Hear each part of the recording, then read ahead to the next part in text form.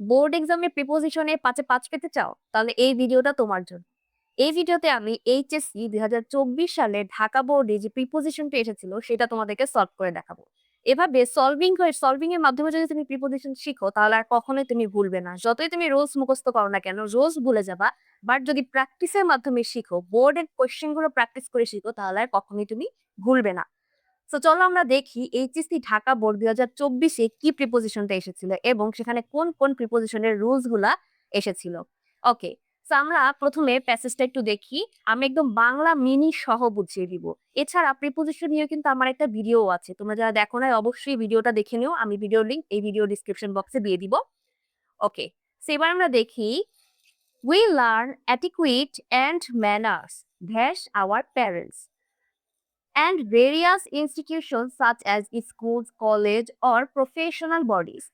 প্রথম সেন্টেন্সটা হচ্ছে এটা। সেখানে প্রথম সেন্টেন্সের আমি প্রথম অংশটা আগে তোমাদেরকে বলি। We learn. উই লার্ন মানে কি? আমরা শিখি।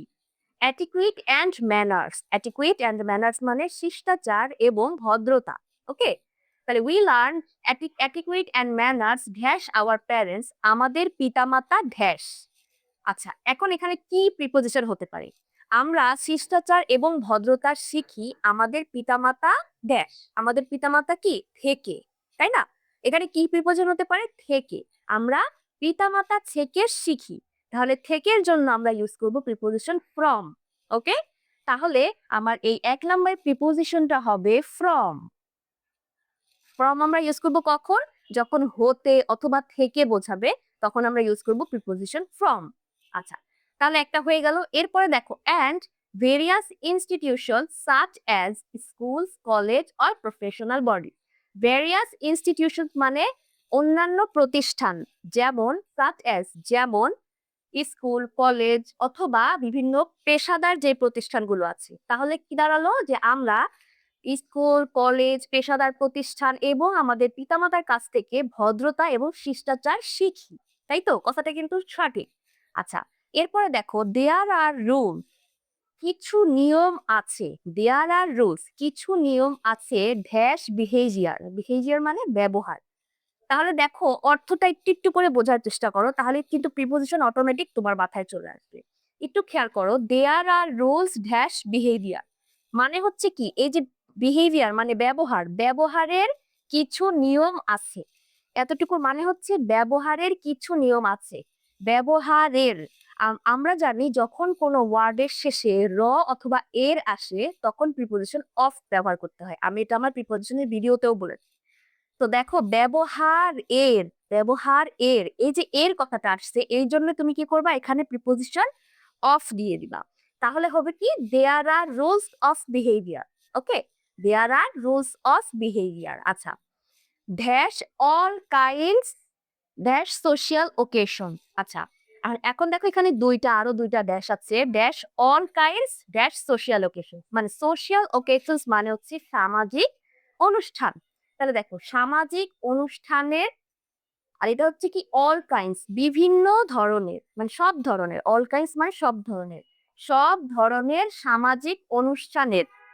কথাটা কিন্তু এভাবে আসছে যে সব ধরনের সামাজিক অনুষ্ঠানের। এখানেও আবার এর আসছে সামাজিক অনুষ্ঠানের। এই ক্ষেত্রে তুমি এইখানেও প্রিপোজিশন অফ ইউজ করবা। দেখো আমরা এই সেন্টেন্সের প্রথমেরটা আর শেষের প্রিপোজিশনটা পেয়ে গেলাম এর কারণে। যখনই তোমার বাংলাতে এর বা র কথাটা আসবে ওয়ার্ডের শেষে অফ প্রিপোজিশন ইউজ করে ফেলবা। করলাম। এখন মাঝখানে আরেকটা রয়ে গেল। এখন এটা কি হতে পারে? তাহলে এখন আমরা অর্থটা আগে দেখি। এই এন্ড এর আগ পর্যন্ত, এই ওকেশন পর্যন্ত অর্থটা আগে দেখি। দেয়ার are rules of behaviour.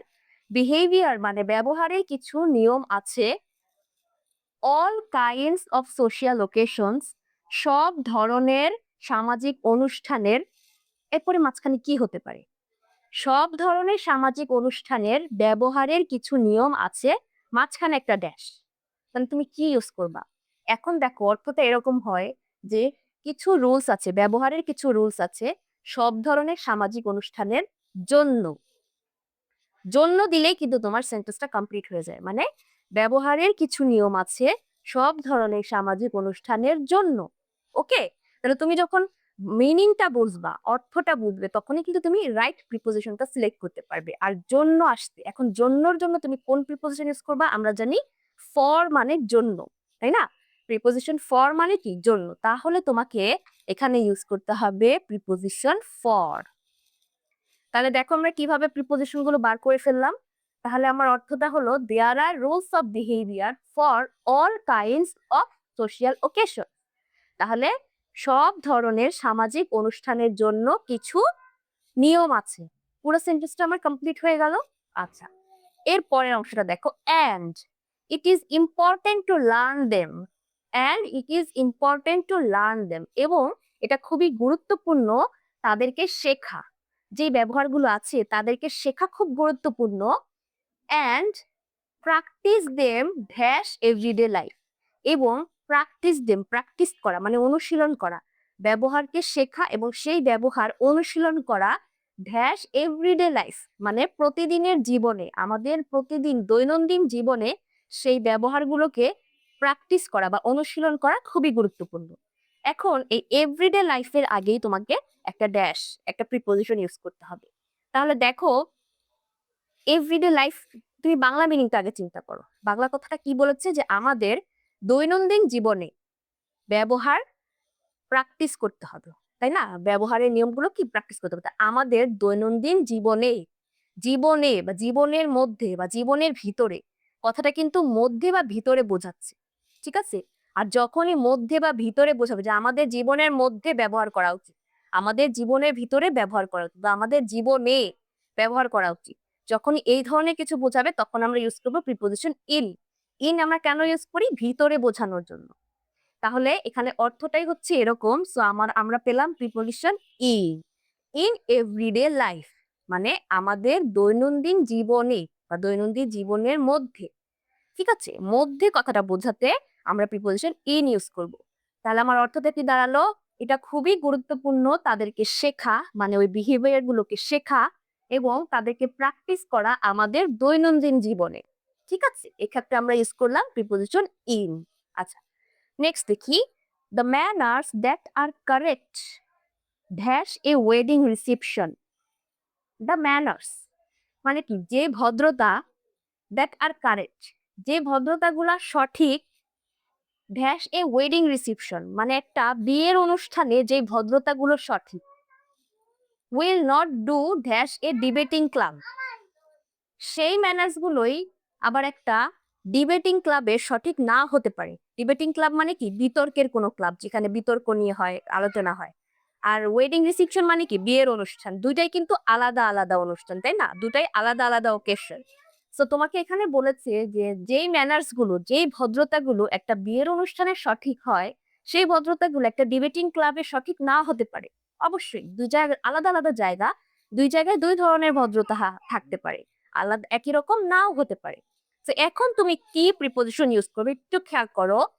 The manners that are correct dash a wedding reception. Dash a wedding reception মানে একটা বিয়ের অনুষ্ঠানের মধ্যে, একটা বিয়ের অনুষ্ঠানে, দেখো একটু আগের রুলসটা আবার আসতে, একটু আগের ইন এভরিডে লাইফ ওই রুলসটা আবার আসতে। কিভাবে? একটা বিয়ের অনুষ্ঠানের মধ্যে অথবা একটা বিয়ের অনুষ্ঠানে, খানে, এই ওয়ার্ডগুলো যখন আবার আসে তখনই আমরা আবার কি করব? প্রিপোজিশন ইন ইউজ করে ফেলবো। In a wedding reception. Okay, তাহলে কি দাঁড়ালো? দ্য ম্যানার্স যে ভদ্রতাগুলো একটা বিয়ের অনুষ্ঠানে সঠিক, বিয়ের অনুষ্ঠানে, তাহলে আমরা কি বসিয়ে দিলাম? ইন। আচ্ছা, সেগুলো সঠিক নাও হতে পারে ডিবেটিং ক্লাবে। এখনো আবার সেম রুলসটা আছে যে ডিবেটিং ক্লাবে বা ডিবেটিং ক্লাবের মধ্যে সেম জিনিসটা আবার আসতেছে, তাহলে আবারও তুমি প্রিপোজিশন ইন বসিয়ে দাও। ওকে, তাহলে ইন এ ডিবেটিং ক্লাব। তুমি যদি একটা রুলস ভালো করে বুঝো তাহলে কিন্তু তুমি দেখবা যে তুমি ওটার ইউজটা দেখতে পারবা। আর অবশ্যই এখানে মোট 10টা গ্যাপ থাকবে, 10টাতে যে 10টা আলাদা আলাদা প্রিপোজিশন হবে এমন কিন্তু না, একটা প্রিপোজিশন রিপিটও হতে পারে। তো তুমি যদি অর্থটা দেখো, দেখো আমরা 3টা ইন ব্যবহার করে ফেললাম একই সাথে পর পর, অর্থটা কিন্তু একই ছিল, তিনোটারই অর্থ সেম ছিল, এই জন্য আমরা 3 জায়গায় ইন ইউজ করে ফেলছি। ওকে, আশা করি বোঝাতে পেরেছি। এরপরে নেক্সট লাইনটা দেখো, দেয়ার ফর মানে দেয়ার ফর মানে হচ্ছে সুতরাং বা তাই, সুতরাং we have to be careful আমাদের সতর্ক থাকা উচিত। We have to be careful. আমাদের সতর্ক থাকা উচিত। Dash etiquette and manners.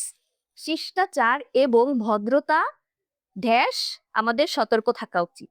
এখন কি হতে পারে? শিষ্টাচার এবং ভদ্রতা ড্যাশ আমাদের সতর্ক থাকা উচিত। মানে আমাদের সতর্ক থাকা উচিত শিষ্টাচার এবং ভদ্রতা সম্পর্কে, তাই না?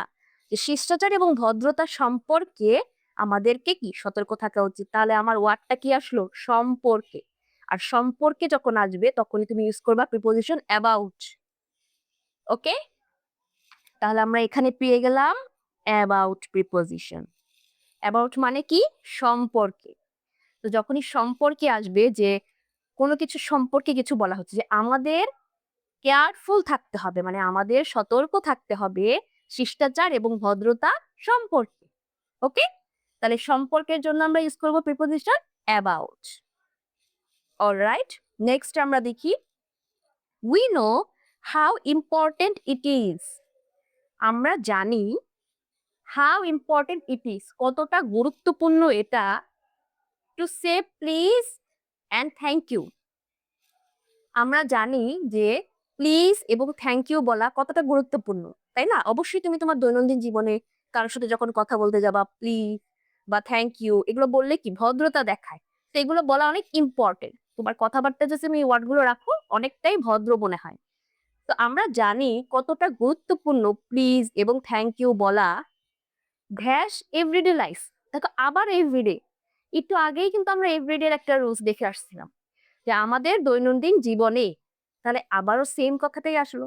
তাহলে তুমি কি করবো? আবারও সেম প্রিপোজিশনটাই দিয়ে দাও। এখানে আর তোমাকে রুলস দেখার দরকার নাই। আবারও তুমি ইন দিয়ে দাও, তাই না? ইন এভরিডে লাইফ, আমাদের জীবনে, জীবনের ভিতরে বা জীবনের মধ্যে, মধ্যে বা ভিতরে বা নিয়ে বোঝাতে আমরা প্রিপোজিশন ইন ইউজ করে ফেলবো। ঠিক আছে, চলে গেল যে আমরা জানি প্লিজ এবং থ্যাংক ইউ বলা কতটা গুরুত্বপূর্ণ আমাদের দৈনন্দিন জীবনে। ঠিক আছে, next a few more polite expressions. A few more, আরো কিছু অভিব্যক্তি আছে, আরো কিছু অভিব্যক্তি। এক্সপ্রেশনস মানে আরো কিছু অভিব্যক্তি আছে। সাচ গ্যাস, সাচ, সাচের পরে, এটা তুমি সবসময় মনে রাখবে যে সাচের পরে প্রিপোজিশন অ্যাজই বসবে সব সময়। সাচ অ্যাজ, সাচ অ্যাজ মানে হচ্ছে যেমন। যখন আমরা কিছু উদাহরণ দিতে যাই তার আগে আমরা ইউজ করি সাচ অ্যাজ। দেখো এটা কিন্তু তুমি তোমার এই প্যাসেজের মধ্যেই পেয়ে যাবা। সেটা হচ্ছে এইখানে খেয়াল করো, এখানেই কিন্তু লেখা আছে সাচ। তো এখান থেকে কিন্তু তুমি উত্তরটা পেয়ে যাচ্ছ। সাচ অ্যাজ, এটা সবসময় মনে রাখবে সাচের পরে প্রিপোজিশন অ্যাজ ইউজ হয় বেশিরভাগই। ওকে, তাহলে আমরা এখানে অ্যাজ দিয়ে দিই। সাচ অ্যাজ, সাচ অ্যাজ মানে কি? যেমন। এখন যেমনের পরে কয়েকটা দেখো উদাহরণ দেয়া আছে, যে আরো কিছু গুরুত্বপূর্ণ অভিব্যক্তি আছে, যেমন পার্ডন মি, আমাকে ক্ষমা করো, এক্সকিউজ মি, দয়া করে, মে আই, আমি কি পারি, তাই না? এই যে কয়েকটা তোমাকে এক্সাম্পল দিয়েছি, যে আরো কিছু আছে, are bound to make your day smooth and pleasant, যেগুলো তোমার দিনকে আরো বেশি মসৃণ এবং আরো সুন্দর করে তুলবে। মানে এই যে কয়েকটা এক্সাম্পল এখানে দিল, এই ওয়ার্ডগুলো তুমি যদি তোমার ডেইলি লাইফে ইউজ করো, তোমার দিনকে আরো বেশি সুন্দর বা আনন্দময় করে তুলবে। এই ওয়ার্ডগুলো যখন আমরা ইউজ করে কথা বলি আরেকজনের সাথে, তখন আমাদের মধ্যে ভদ্রতা প্রকাশ পায়। তখন যার সাথে কথা বলতেছি সেও তোমার সাথে ভদ্রভাবে কথা বলবে, তখন তোমার দিনটাও আরো ভালো কাটবে। সেটাই এখানে বলছি। ওকে, তাহলে আমরা পুরো প্যাসেজটা পড়লাম, পুরো প্যাসেজের মিনিংটাও দেখলাম, আর পুরো প্যাসেজটা পড়ে অর্থ অনুযায়ী আমরা প্রিপোজিশনও শিখলাম। তাহলে তুমি দেখো এখানে তুমি কতগুলো প্রিপোজিশন শিখে ফেললে, প্রিপোজিশনের অর্থটাও শিখে ফেললে, তাই না? তাহলে এভাবে যদি তুমি বিভিন্ন আগের বছরের বোর্ড কোশ্চেন গুলো সলভ করো, তাহলে কিন্তু তোমার অনেকটাই মানে অনেক ভালো হবে তোমার জন্য। কেন? কেননা বোর্ড কোশ্চেনে কিন্তু একই জিনিসই আসে। তুমি যদি বিগত 4 থেকে 5 বছরের বোর্ড সলভ করো, দেখবা ওইগুলোই আবার ঘুরে ফিরে আসতে। তাহলে কি হবে? সলভিং এর মাধ্যমে যেটা শেখা হয় বা প্র্যাকটিসের মাধ্যমে যেটা শেখা হয় সেটা আমাদের ব্রেনে বেশি মনে থাকে। মুখস্থ জিনিস কিন্তু বেশি দিন তুমি মনে রাখতে পারবে না। তো এইভাবে যদি প্র্যাকটিস করে শেখো, আশা করি আর কখনোই তোমার প্রিপোজিশনে ভুল হবে না। একদম প্রিপোজিশনের 5-এ 5 তোমার নিশ্চিত। ওকে, তো আমি এরকম একটা সিরিজ শুরু করতে যাচ্ছি যেখানে আমি বিগত বছরের বোর্ড কোয়েশ্চেন তোমাদেরকে সলভ করে দেখাবো। আশা করি তোমাদের অনেক ভালো লাগবে আমার এই ভিডিওগুলো। তো এই ভিডিওটা যদি ভালো লেগে থাকে অবশ্যই সাবস্ক্রাইব করবে।